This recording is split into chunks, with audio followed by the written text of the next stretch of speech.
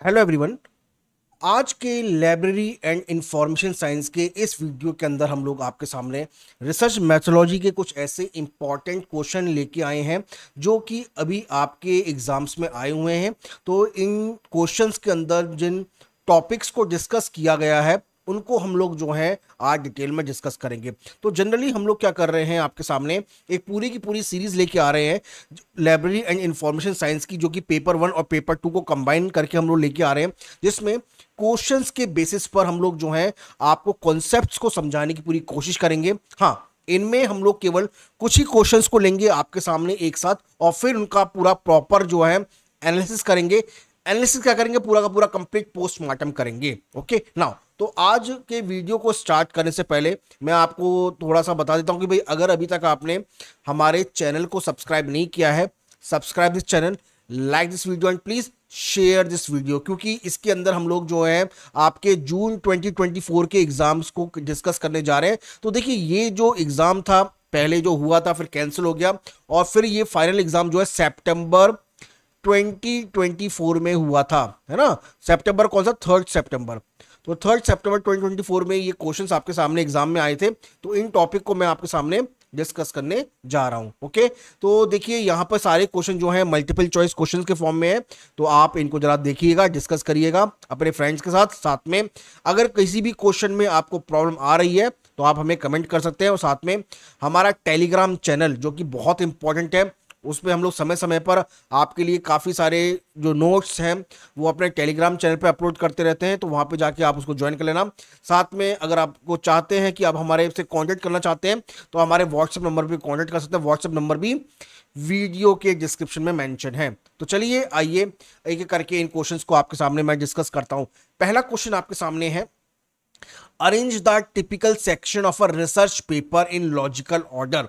तो आपके सामने यहाँ पर कुछ रिसर्च पेपर के टाइप्स सेक्शन दे रखे हैं, उन सेक्शन को आपको लगाना है क्रमबद्ध करके।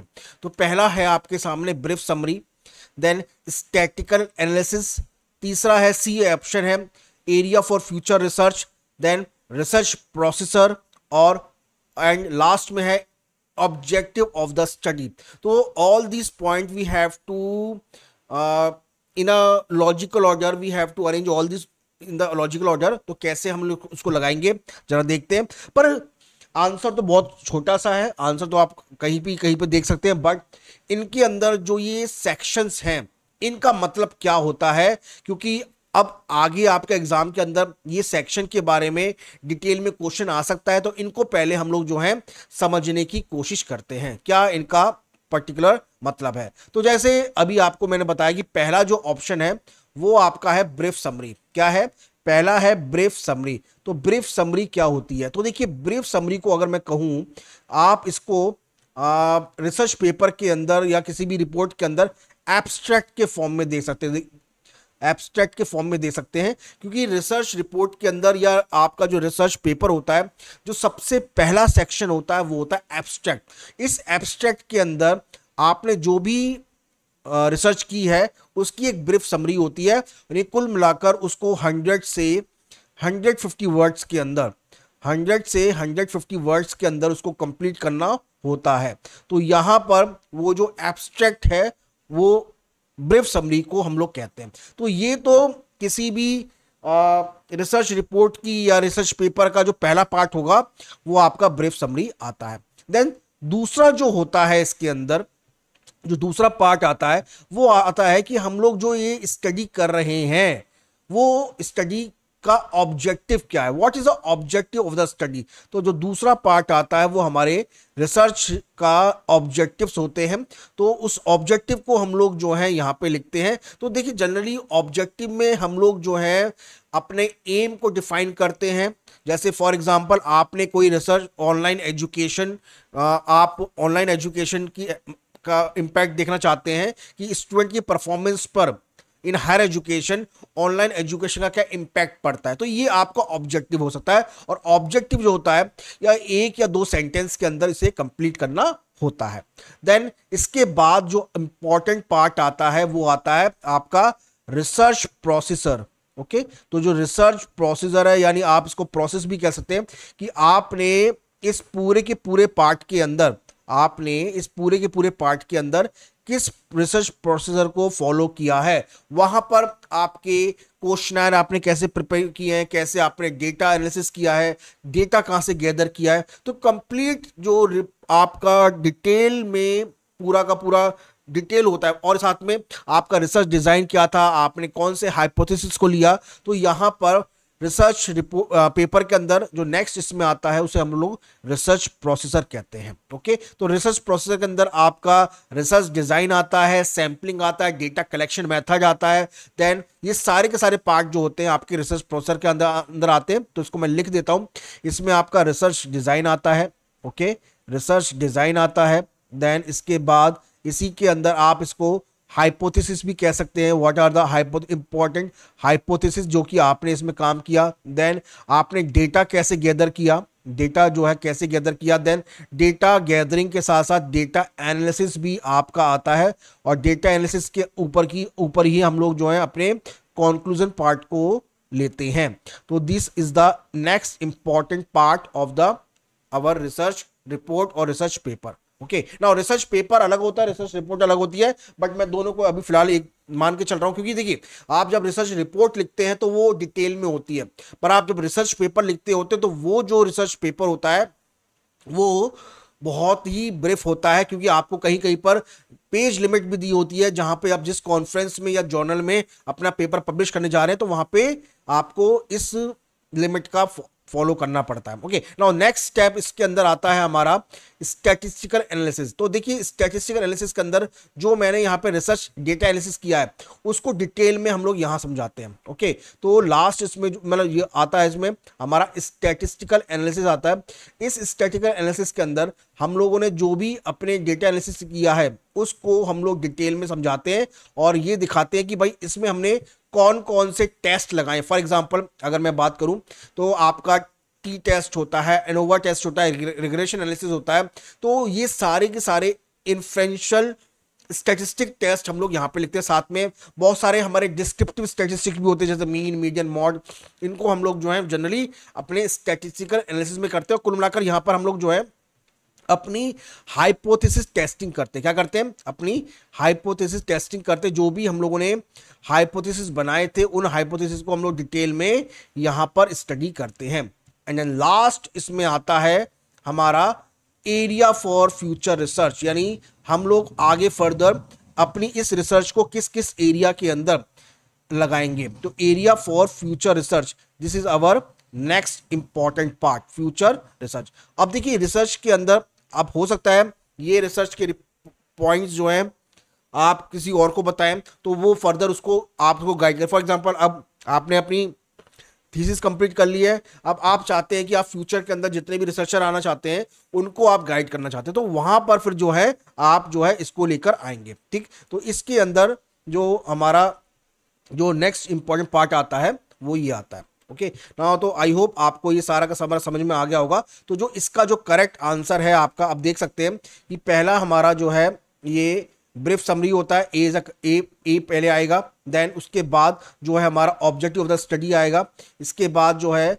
आपका डी पार्ट यानी रिसर्च प्रोसीजर आएगा, उसके बाद आपका स्टैटिस्टिकल एनालिसिस आएगा, और लास्ट में आपका जो है एरिया फॉर फ्यूचर रिसर्च आएगा। तो करेक्ट आंसर यहाँ पे थर्ड होगा। तो please mark third as a correct answer. Third जो है आपका करेक्ट आंसर है।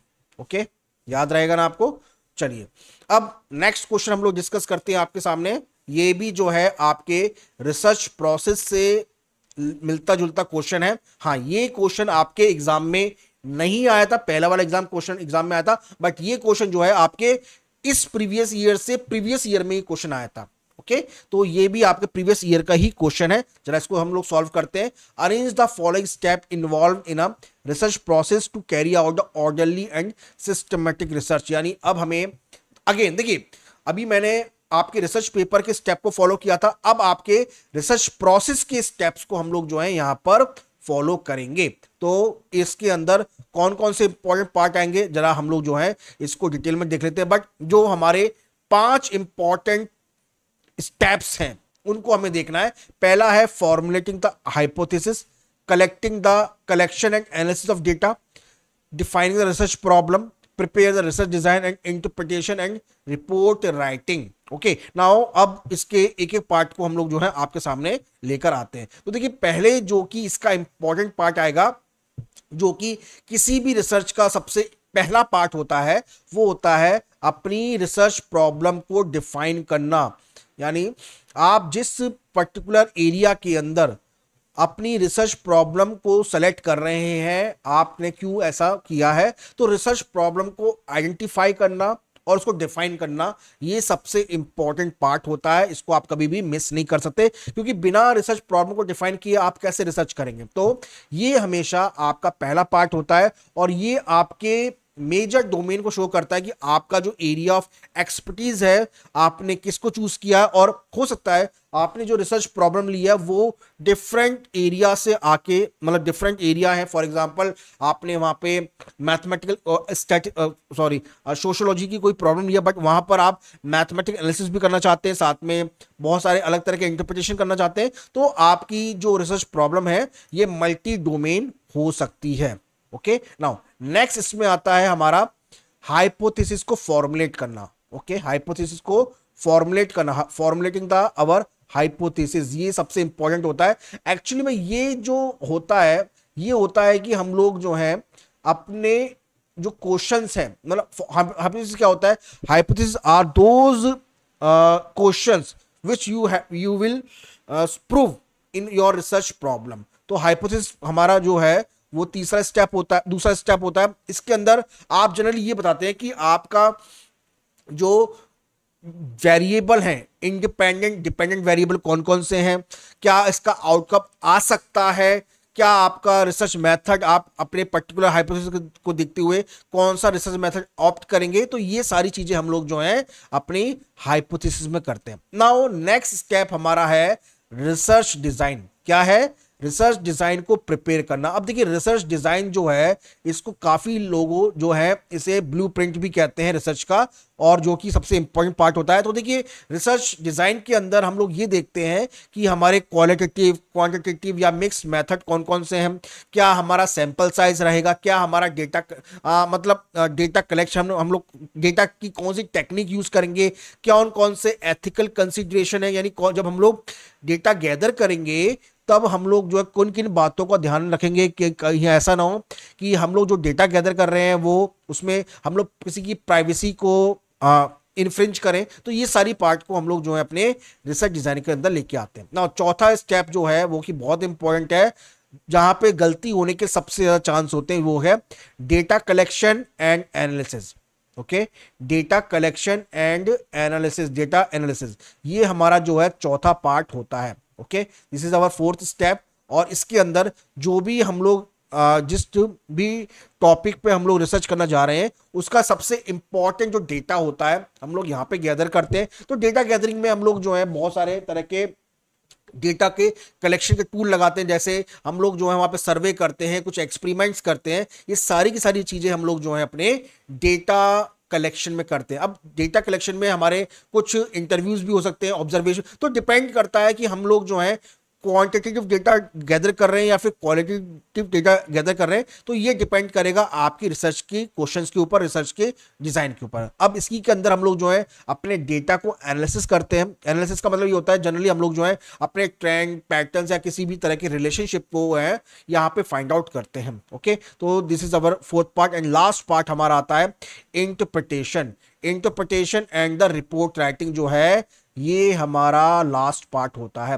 तो देखिए, इंटरप्रिटेशन का मतलब होता है कि हमारा क्या कंक्लूजन है, और इंटरप्रिटेशन और रिपोर्ट राइटिंग ये हमारा जो है नेक्स्ट पार्ट होता है, जो कि बहुत इंपॉर्टेंट होता है। और इसके बिना तो, क्योंकि जो भी आप रिसर्च कर रहे हो अल्टीमेटली उसका कोई ना कोई कंक्लूजन तो आना चाहिए, अदरवाइज वो रिसर्च एकदम वेस्ट है। और साथ में जो भी आपने फाइंडिंग्स आपकी रही है, whatever the findings in your research, you have to be show to the people. Okay, ultimately आप उस रिपोर्ट को अपनी पीएचडी थीसिस में प्रेजेंट करेंगे या फिर किसी कॉन्फ्रेंस के अंदर उसका रिपोर्ट का आप पेपर पब्लिश करना चाहते हैं। तो कुल मिलाकर आपकी रिपोर्ट की क्या फाइंडिंग्स रही है उसको आप जो है रिपोर्ट फॉर्म में लिखते हैं। तो these are the some of the important part. तो इसमें आपका जो आंसर है वो क्या हो जाएगा। अब देखिए, इसमें जो आपका आंसर है आप देख सकते हैं कि पहला अपना सी आएगा, ये हमारा सी जो है ये फर्स्ट पार्ट आता है। देन इसके अंदर हाइपोथेसिस को फॉर्मुलेट करना, उसके बाद जो है आपका रिसर्च डिजाइन को बनाना, then collection of the data and the analysis of data, and the last part is the interpretation and report writing। तो ये सारे पार्ट आपके आते हैं। तो करेक्ट आंसर आपका कौन सा आता है? CADBE जो है आपका करेक्ट आंसर है। Okay, now next question, question number 3। तो question number 3 again research report के ऊपर है। तो देखिए सारे क्वेश्चन मैं रिसर्च रिपोर्ट या रिसर्च पेपर के लेके आया हूं, तो आपको एक पूरा का पूरा एक समझ में आ जाएगा। हाँ, ये क्वेश्चन भी आपका जो अभी पेपर हुआ था उसमें आया था। तो इसमें ये है कि the preliminary part of the research report may not include, यानी जो सबसे पहला पार्ट होता है, प्रारंभिक भाग होता है, उस प्रारंभिक भाग के अंदर हो सकता है इनमें से आप उसको शामिल ना करें। तो प्रारंभिक भाग को हम लोग क्या कहते हैं? देखो, जब प्रिलिमिनरी पार्ट होता है हमारे रिसर्च रिपोर्ट का, उसमें हमारा टेबल ऑफ कंटेंट आता है, लिस्ट ऑफ टेबल्स आते हैं और प्रीफेस आता है। ये तीनों पार्ट जो है हमारे प्रीलिमिनरी पार्ट में आते हैं। प्रीलिमिनरी पार्ट होता है जो कि आपका, आप इसे कहीं कहीं पर इसे इंडेक्स भी कहते हैं, बहुत से लोग इसको, इन तीनों को मिला के तो इंडेक्स में आते हैं। और इंडेक्स के अंदर हम लोग जो है जनरली इन पार्ट्स को रखते हैं, मतलब इंडेक्स में तो सभी लोग चीज आती है, बट स्टार्टिंग के जो कुछ हमारे पेजेस होते हैं, फॉर एग्जांपल आपने बुक्स देखी है, तो बुक्स अपने सबसे पहले चैप्टर से स्टार्ट होने से पहले वहां पे कुछ बहुत सारी चीजें जो होती हैं वहां पे हम लोग डालते हैं, है ना। वहां पे टेबल ऑफ कंटेंट होता है, लिस्ट ऑफ टेबल्स होते हैं, प्रीफेस होता है, ये सारी चीजें जो हैं हम अपने इसमें लगते हैं। और लास्ट में हमारे कुछ ऐसी प्रॉब्लम होती है जिनको हम लोग इन्वेस्टिगेट करना चाहते हैं, ये जो है हमारे मेन चैप्टर के पार्ट आते हैं। ये हमारे मेन चैप्टर के पार्ट आते हैं। और जैसे ही हमारे मेन चैप्टर पार्ट खत्म होते हैं उसके बाद हमारा अपेंडिक्स स्टार्ट होता है या फिर बिब्लियोग्राफी स्टार्ट होता है, तो वो हमारा तीसरा पार्ट होता है। तो जनरली रिसर्च रिपोर्ट के हमारे जनरली 3 पार्ट होते हैं। कितने पार्ट होते हैं? 3 पार्ट होते हैं। पहला होता है प्रिलिमिनरी पार्ट, प्रिलिमिनरी पार्ट होता है हमारा, ओके। दूसरा हमारा पार्ट होता है मेन सेक्शन होता है, जिसके अंदर हम लोग हमारे मेन चैप्टर को इंक्लूड करते हैं। और तीसरा जो हमारा होता है वो होता है, मैं ये सारे स्टेप लिख रहा हूं जो कि आपको पेपर के लिए ध्यान रखेंगे। तीसरा होता है हमारा बिब्लियोग्राफी, बिब्लियोग्राफी या फिर आपका जो उसी के अंदर आता है, आप इसे इसमें अपेंडिक्स, फॉर एग्जांपल आपने कुछ डेटा गैदर किया है, उस डेटा को आप शो करना चाहते हैं, दुनिया के सामने लेके आना चाहते हैं, रिपोर्ट में उसको डालना चाहते हैं, तो उसको आप अपेंडिक्स में रखते हैं। तो these are the some of the important 3 part of the research report. But यहां पे हमें केवल प्रिलिमिनरी पार्ट के ऊपर क्वेश्चन था, तो जो करेक्ट आंसर है वो हमारा 4th करेक्ट आंसर है। क्योंकि 4th जो है हमारे प्रिलिमिनरी रिपोर्ट का पार्ट नहीं होता है, नहीं होता मतलब यही करेक्ट आंसर है। तो please mark 4th as a correct answer.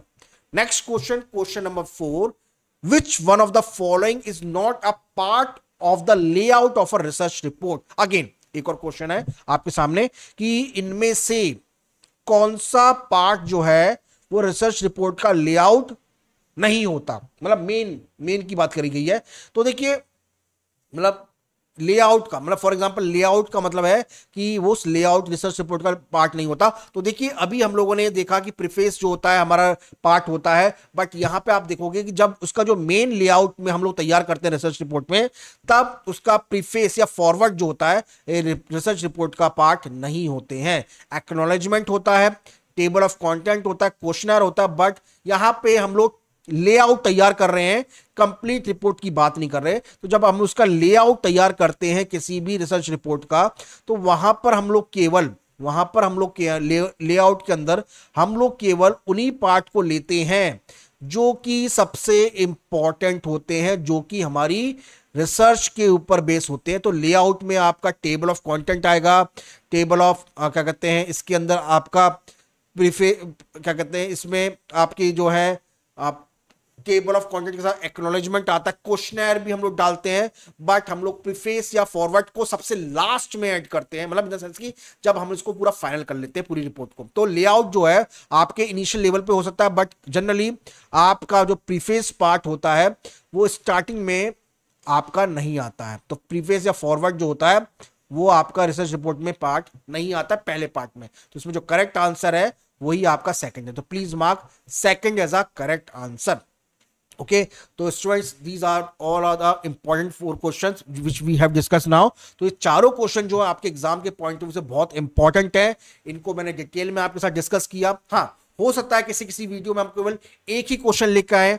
उन क्वेश्चन के अंदर हमारा मेन मकसद ये है वीडियो को लेके आने का कि हम लोग जो है जनरली आपके लिए सारे के सारे पार्ट को डिस्कस करना चाहते हैं यहां पर, इसलिए हम लोग एक या दो क्वेश्चन लेकर भी आ सकते हैं आपके लिए। तो आगे भविष्य के अंदर एक या दो क्वेश्चन लेकर अगर हम लोग आते हैं तो प्लीज आप इसको माइंड मत करिएगा। और अगर आपको ये वीडियो अच्छा लगे तो लाइक करिएगा, शेयर करिएगा। और अगर अभी तक आपने हमारे BSI एकेडमी चैनल को सब्सक्राइब नहीं किया है तो भाई subscribe this channel, like this video and please please please share this video. Okay, तो अगर अभी तक आपने हमारे टेलीग्राम चैनल को ज्वाइन नहीं किया, टेलीग्राम के चैनल को ज्वाइन कर लेना, व्हाट्सएप नंबर को ज्वाइन कर लेना और वहां पे भी आप हमें मैसेज कर सकते हैं। तो दिस इज ऑल अबाउट, मिलते हैं आपसे नेक्स्ट वीडियो में एक और इंपॉर्टेंट टॉपिक के साथ। Thank you.